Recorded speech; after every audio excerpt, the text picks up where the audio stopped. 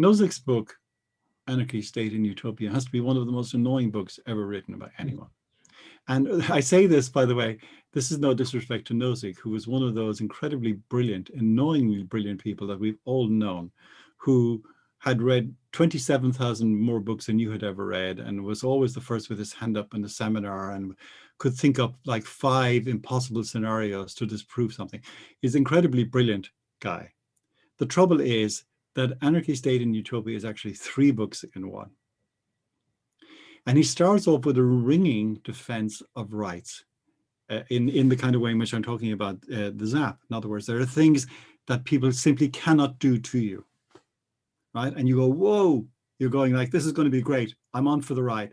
But then without going into details, and again, I deal with this briefly in my Freedom's Progress, he compromises on this later on in the book. And he says, well, there are times when people are justified in taking things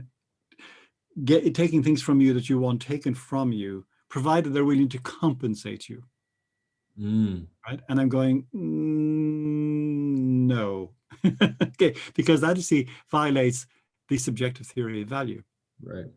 Because, I mean, it may be irrational.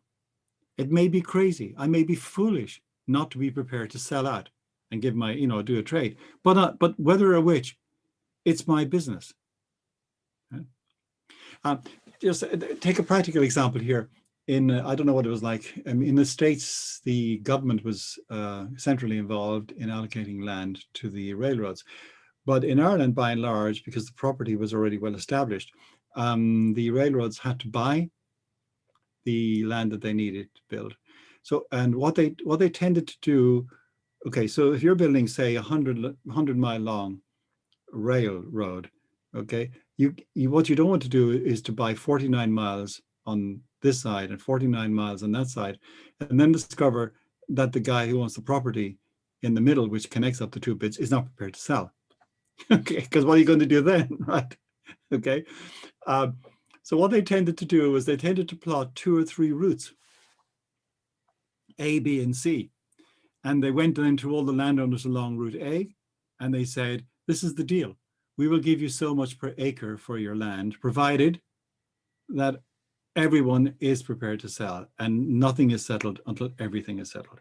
And they would say the same to B, and they would say the same to C. So there was a competitive situation, but nobody was forced to sell, right?